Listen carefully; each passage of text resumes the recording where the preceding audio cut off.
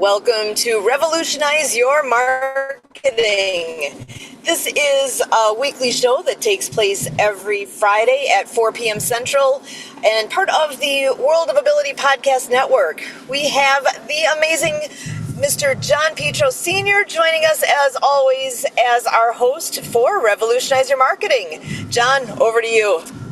Thanks, Sue, and welcome, people, to this edition. I have a guest tonight who is growing by leaps and bounds, we'll say. Mary Stanley. Come on in, Mary. Thanks. It's an honor to be here today.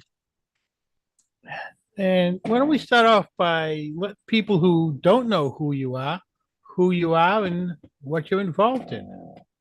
Sure. How much time do you have? How much time you want? So I'm an internationally trained autism and neurodiversity specialist. I'm also trauma-informed practitioner and a proud U.S. Army veteran. And so what I do is I founded Supportive Minds, and that was to empower and help families and individuals that are on the spectrum, but also to help veterans around the world that are struggling with transitioning into the civilian workplace and civilian world, but also overcoming your struggles with PTSD. What makes me so unique is what I've been doing this for 6 years professionally, 8 non-professionally, is how I built my business was on theory, on how all these issues in neurodiversity were actually a neurological issue, not a psychological issue. So it was actually how your brain was wired, not talk therapy was the cure. Finally, science is now caught up.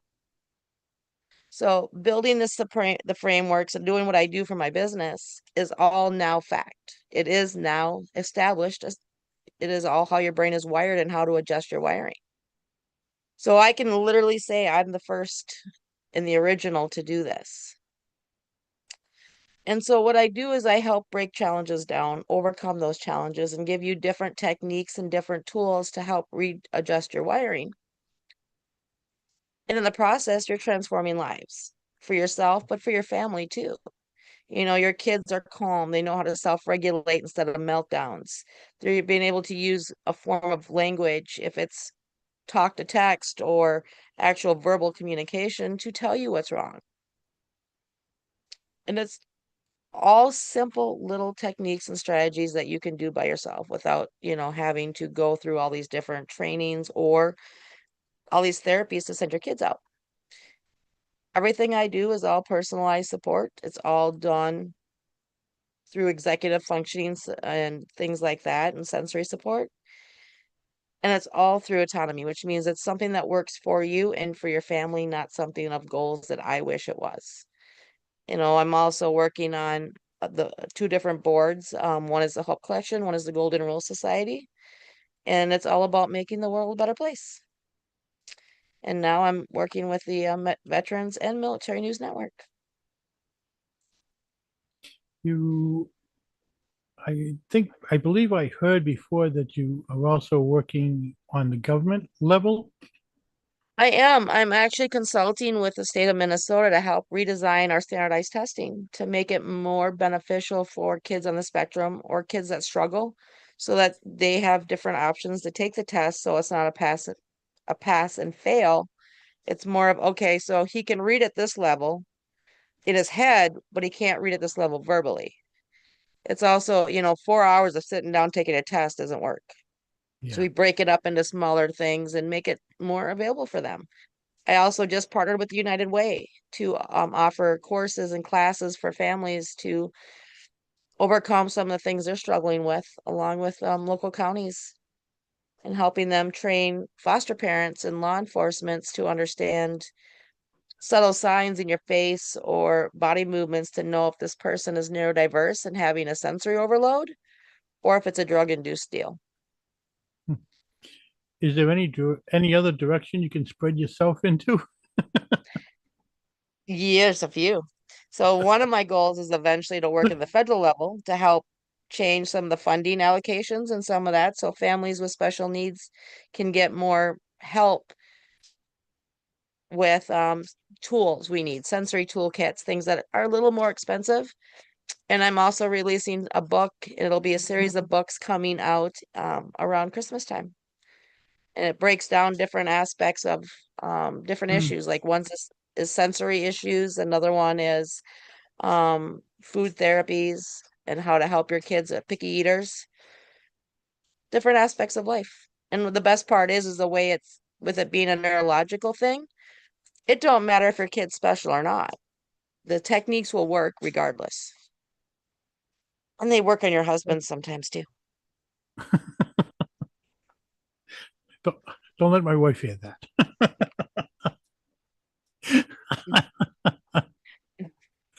But yeah, it's all good work. I actually have a recording on my YouTube channel from a 14-year-old girl that I had on. She's kind of related, kind of like a friend of the family. And Easter Sunday, we were all together, and she was carrying on a conversation with one of my sister-in-laws for over an hour. And most of that conversation was about the brain, how the brain works and everything. And this was a 14-year-old girl coming out with this stuff. It's Yeah. so intriguing. I said to her, I said, I have to have you on my podcast. 2 weeks later, she was. And right now, And it, it's the second highest views on my podcast. oh, awesome. That's the cool part. It's a double-edged sword. So it's great with these kids that are so smart, as long as they're not your own. And I Yeah, say that because I have one of those, because both my kids are on the spectrum. My son used to be nonverbal, banging his head against the wall. Hell, John, you've seen him. Clothes were a problem. And now he's talking and self-regulating and prompting you to good, prompt him back. good. And he wears clothes, at least he wears shorts, something on his butt most of the time. But, Me he's one too. of those kids. Yeah. You never plan to outsmart a 3-year-old. You never plan to outsmart a 5-year-old or a 10-year-old. You've already figured out 5 ways to Sunday how you're going to outsmart your 16-year-old. Yeah. And the worst part is these kids, they always figure out loopholes. The one my kids are going through right now is, so my daughter struggled with reading, and now we've got her reading. She now struggles with math, but that's okay.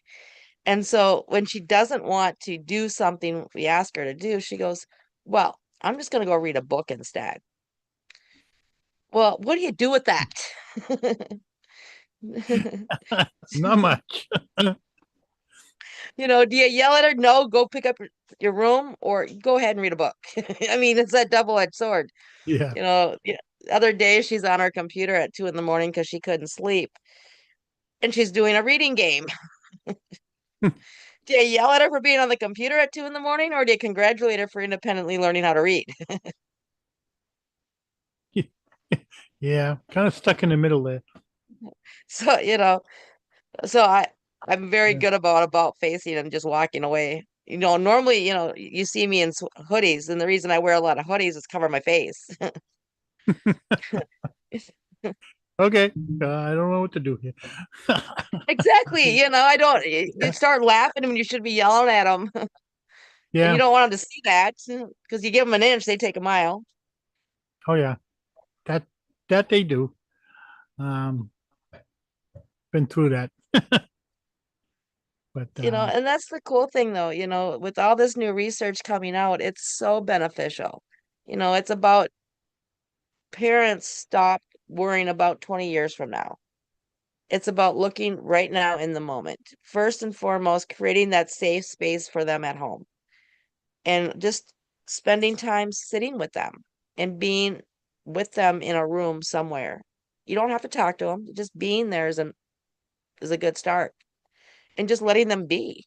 You know, uh, I host live talk radio, and like one of the discussions we had was about, so many parents complain about their kids not being able to do anything.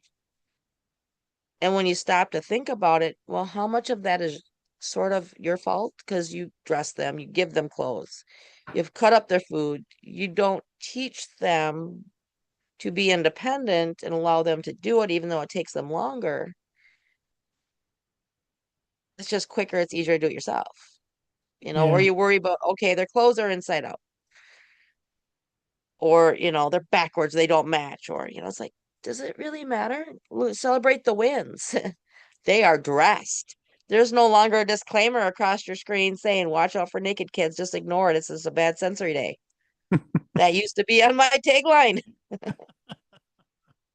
Yeah. One of my nieces, not too long ago, found out that her child is um, has got some problems, and she was over here yesterday, the day before, talking about what she wants to do. She's already looked at a couple of places. She wants to open up a sensory play area for kids with a cafe for the parents. So it's not Nice. like a daycare, but it's a place like people that work from home or can work from home and it just can't get the time during the day where they can have the kids playing or something and then being able to do work. They can come to the cafe, they can sit, do their work on the computer, and the kids will have a place to play at the same time. That's Plus, awesome. And have like pastries and coffee. So, yeah. she can go even a step farther and get guests to come in and speak, and teach different things at the same time. Yeah, she's And got, that way parents can come and don't worry about having to find a babysitter because the kids will be entertained doing their own thing anyway. yeah. Right now, she's going to start looking for grants and everything. I mean, she came over with her little binder. She got the business plan all set up in there and the letter for grants. Me and my wife, she asked me and my wife to look it over and everything. And she's even got a layout of how she wants it set up. Um, Awesome. she's looked at one place and seems like it's a good place. It's in a little plaza. So it'll be known because the shops, there's even a Chuck E. Cheese there. And with the play area, she goes, is it going to be okay with Chuck E. Cheese? She goes, yeah, it's totally different. There's a Starbucks at inside a Target. And the landlord says, well, yeah, but that's inside a Target. That's got nothing to do with anything else. He goes, you'll be fine if you want to do it here. Yeah. So right now she's looking for grants to get started with it. Um, and her business plan is like right on. I've done a couple of them myself, so that's why she asked us to do it. Um, so it's a good idea, and Hmm. hopefully it gets off the ground and she does good with it. Yeah. If she ever needs support, have her give me a call. Yeah. Um, We need and more places like that. yeah, that's why she wants to open one up and eventually over the years, maybe in 5 years, open another one and maybe it'll take off like that and just go like wildfire. Hmm. Um, and then my um, my sister-in-law that I was talking to you about before, who has one, he's now in a home. Um, he got a little too rough to to keep at home, and he's doing really really good. He's actually going out shopping with them now. Um, uh, he's doing really really good now. You know, So and I know a lot of those homes have bad reps, or it's like the guilt of I can't take care of them at home. But for some people, they need that independence to be somewhere by yeah, themselves in a way without being by themselves. yeah, she goes to see him every weekend. The father can't because he'll want to just take and bring him home. But he does it by Zoom. Okay. When the mother's there, they'll make a Zoom call or a video chat. So he does get to talk to him and stuff. Um, yeah, she keeps us posted on how he's doing.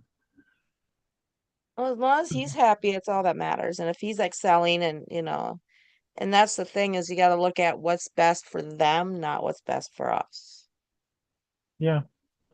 Then my other niece has one, and he's doing really good now. He's in a special school, and he's only there like during school hours. Um, he's calmed down quite a bit. He used to be very rough. He's actually very mild now. Um, he's got to a point where he gets upset instead of flipping out and start hitting. He Hmm. runs over to his younger sister and gives her a hug, Nice. which I think is really cute. So yeah, it's so I got a couple that I have around me, so I know everything you're talking about. And that's the thing is teaching them at a different level so that they understand it, how to understand what's going on in their bodies. Because people forget, Yeah. yes, they're little bodies, but they have big feelings. And the one way I explain it is think of when you get a sliver in your hand. To us, the sliver is just a mild irritant. To them, it's like a nail being driven through their finger.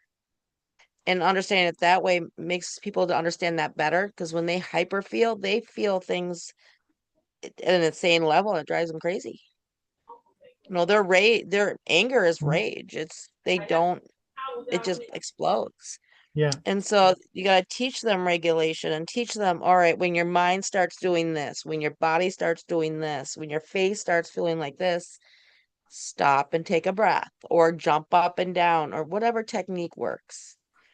And we Yeah. are partnering with we're going to start a fundraiser coming up in a month to raise money for sensory kits for schools and things like that with a guide to how to start your own sensory toolkit so that kids in school can have these, available to them and just to help Mm, them learn how to use those as regulation tools, what the biting tools are for, the squeezies and different things so that when they do get overwhelmed, they can express it and understand it, but then regulate themselves. yeah. Yeah. So yeah, it's good that you're getting involved with all these larger groups, get the word out. Um, Hmm. that's one thing I think it really needs is to get the word out about it more. Hmm. Um, which is why this is the second time I bring you onto my podcast to get the word out. But yeah, and especially now when you work, since you're getting involved helping out the state government, that's a stepping stone into getting to work with the federal government to get things going better across the country. Um, Yeah, we hope anyway. it'll get there. I got faith Mm. in you. Well, we've got some really good guys out there that are, like the representative of Nebraska that's looking at funding for alternative therapies. Because right now, there's only a few therapies that are included in insurance. So if you want something different that works better, isn't covered by insurance. So like us therapists, Hmm, we take cash and a lot of us will take a pay cut so that we can yeah, help you. And that's the thing is that, some of this stuff should be covered. It's science backed. It works. yeah. Especially now that it's backed by science. Yeah. Um, Mhm. so, um, Sue, Kurt, do either one of you have any questions for Mary?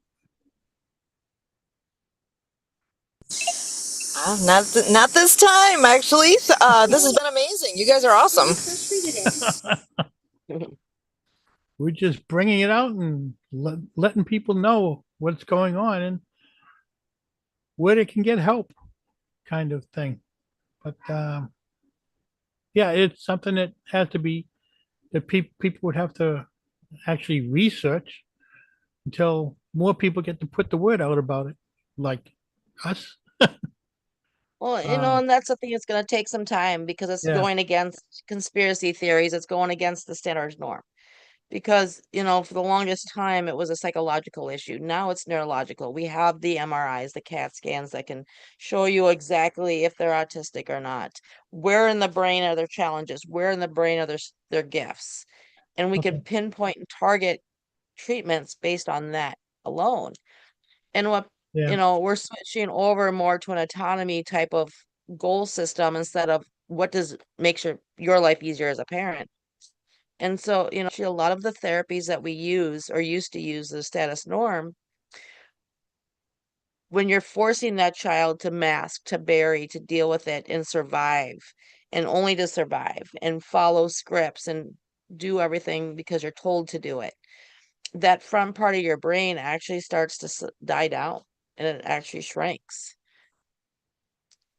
And it takes a long time to overcome that and build it back up and regrow it basically and repair itself.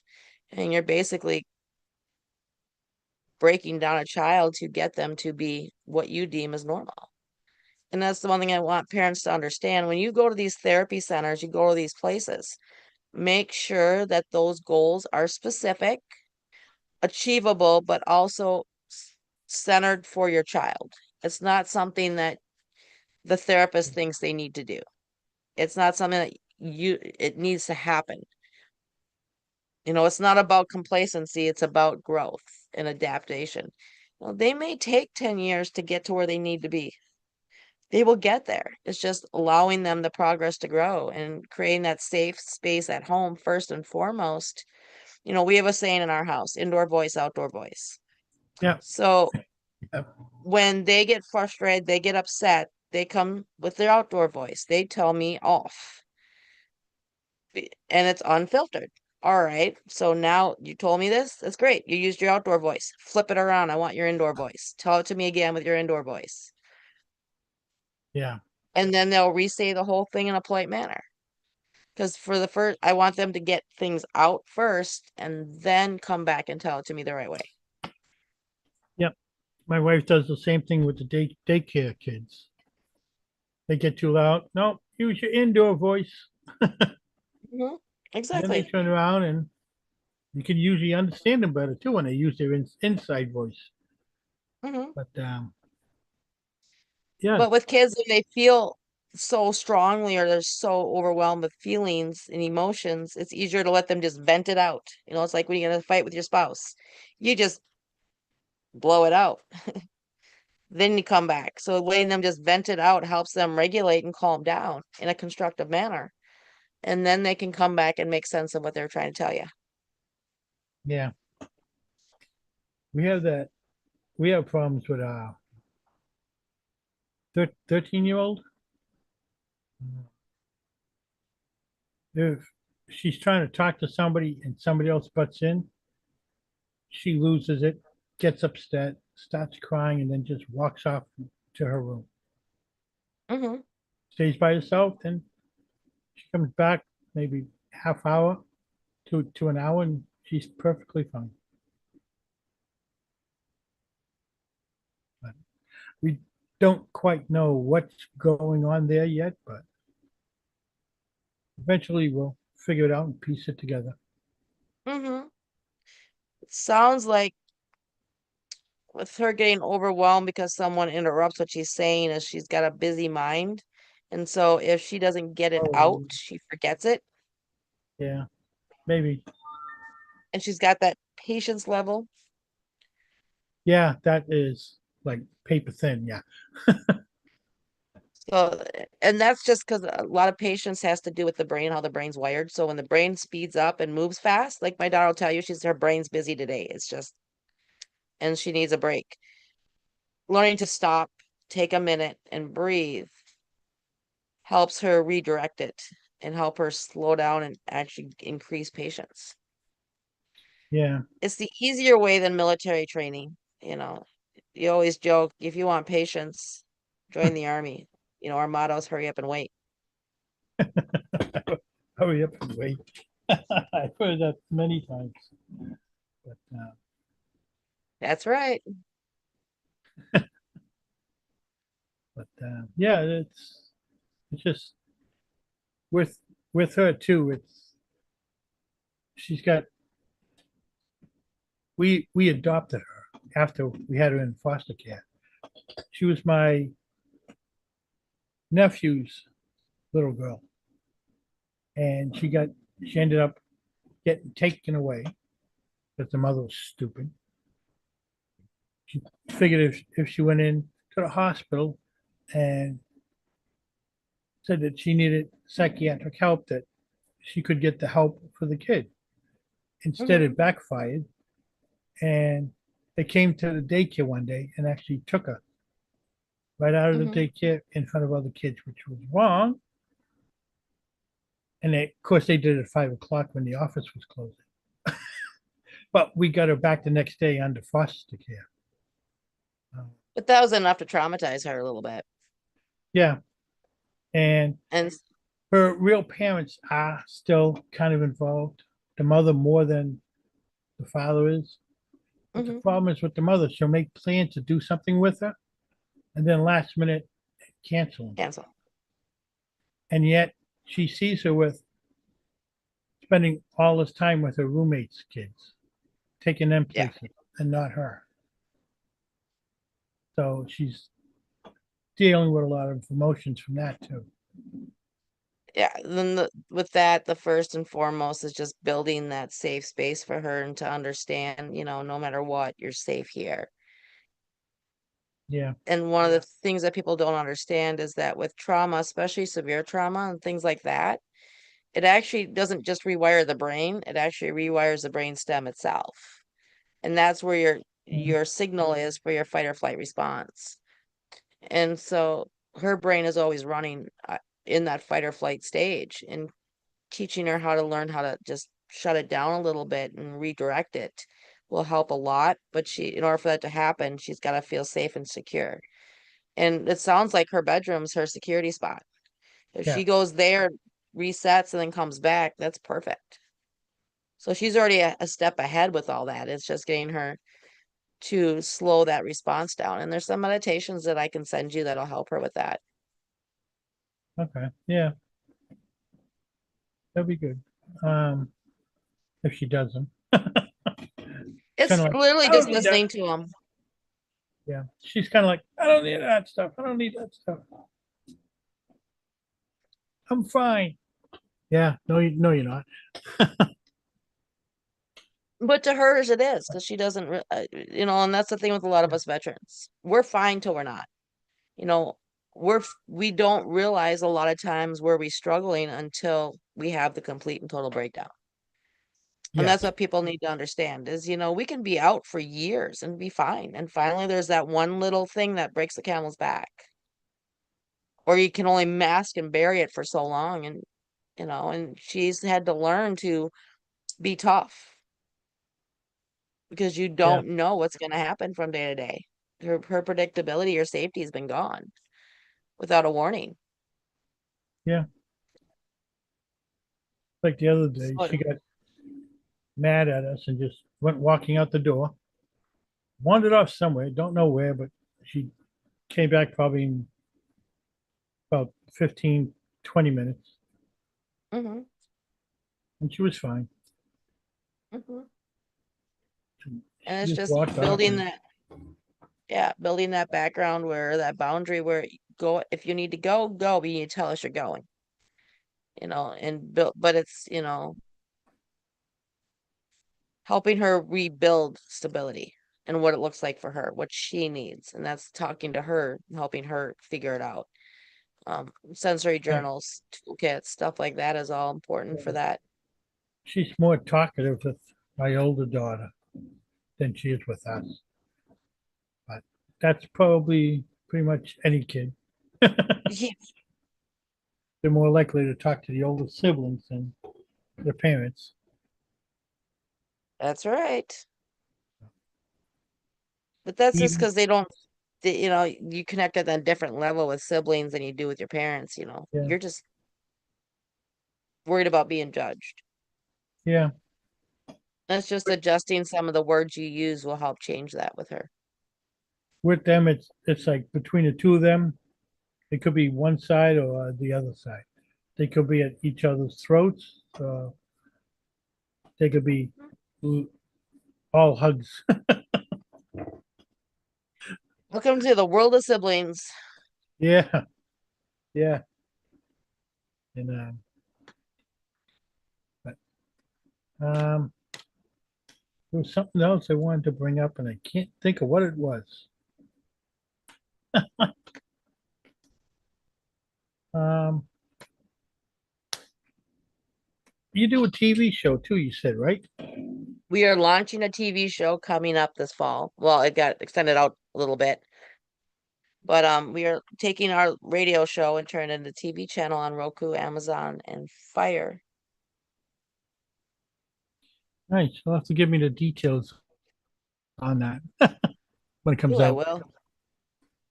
And we're always Uh, expanding and adding new shows to the network. So, and it's the same topic too, right?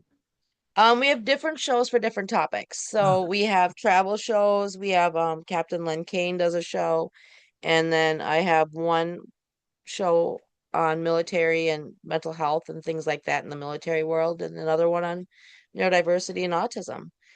And I just signed up with an organization, and we are creating neurodiversity travel. So we're teaching families how to become a and individuals how to one become a travel agent, but also how to help travel agents understand neurodiversity and autism and trauma and things like that, and giving them templates and questionnaires so that when families with special needs kids want to go on a trip or go do something, they have all the things needed, the sensory kits available to them.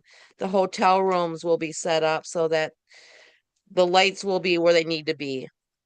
You know, if it's too bright or too dark, the air conditioner on or the heat on if there's sensory issues. Different smells, like if they're lavender smelling kids, then the room will be sprayed so it has that smell to help them feel comfortable.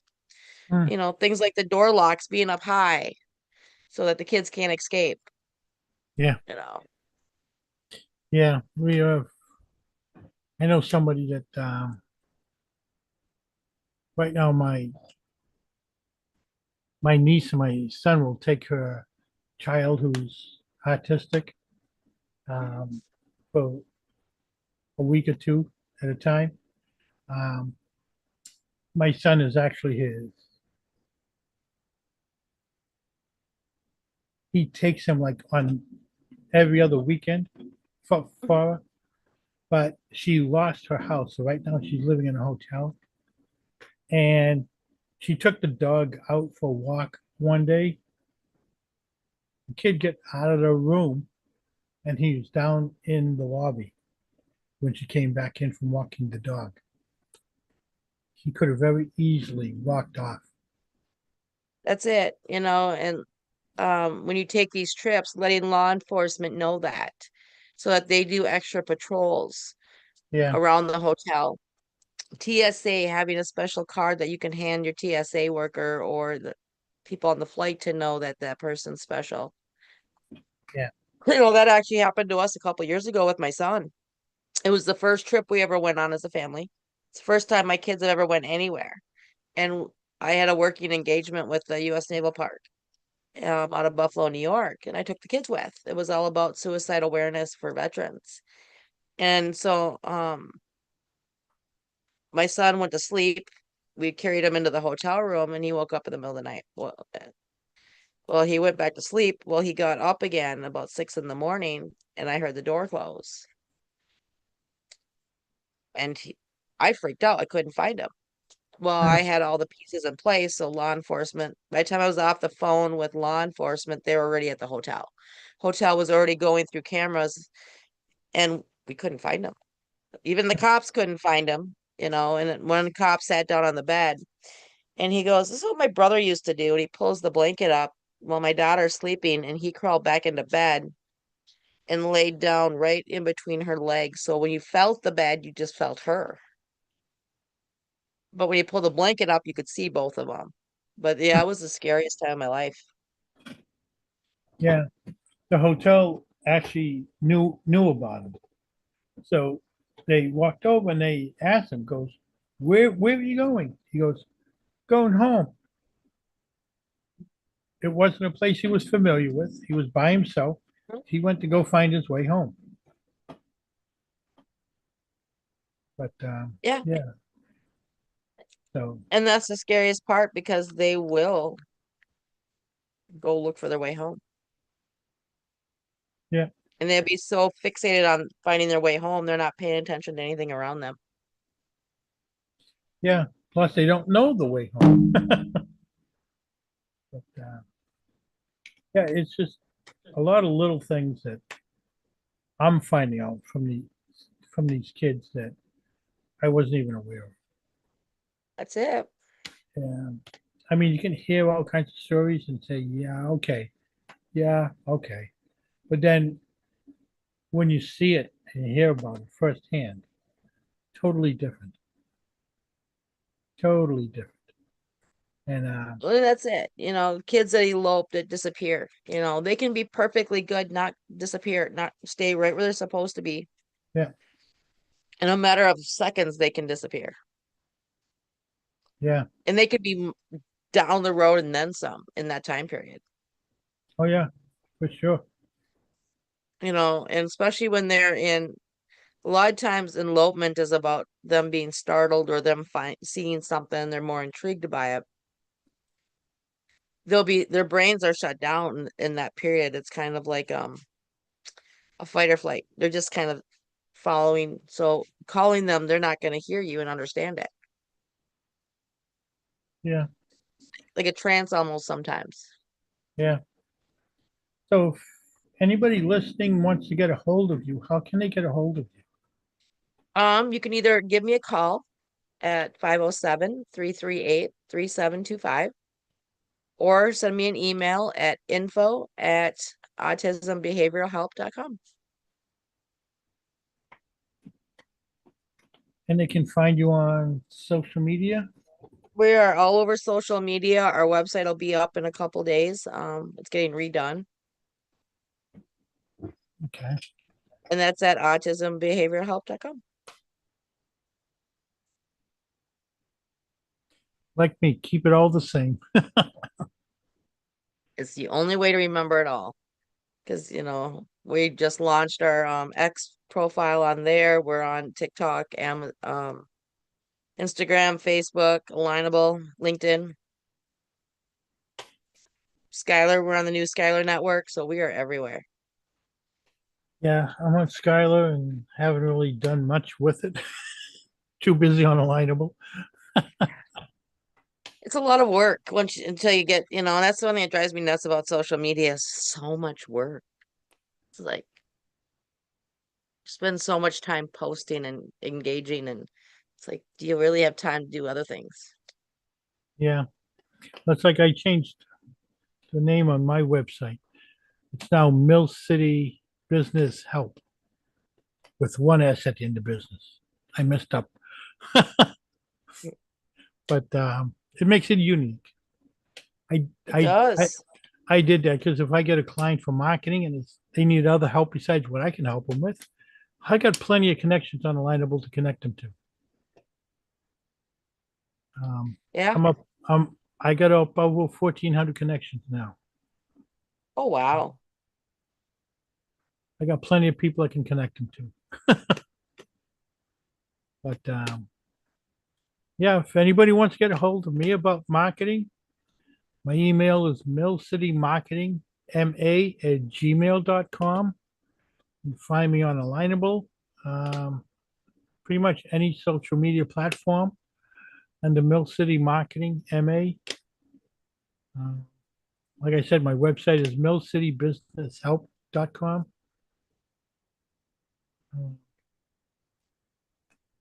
Anybody's interested in coming on the podcast, get a hold of me. Um, Always looking for people. I've even done book promotions. Like I said, I had the 14-year-old girl on my podcast. It doesn't matter as long as you have a reason and want to promote something, get a hold of me. We'll get the word out. It. To me, That's podcasting right. is to me, podcasting is part of marketing. You know what? It's more fun marketing, I really think. Doing interviews, talking. Well, that's the other part of Yeah. what I love about live talk radio. You can follow me on Optimize My Life. You know, you get to talk, Yeah. which makes I, it so much more entertaining. And my I, husband enjoys it too because the more I talk there, the less I talk to him.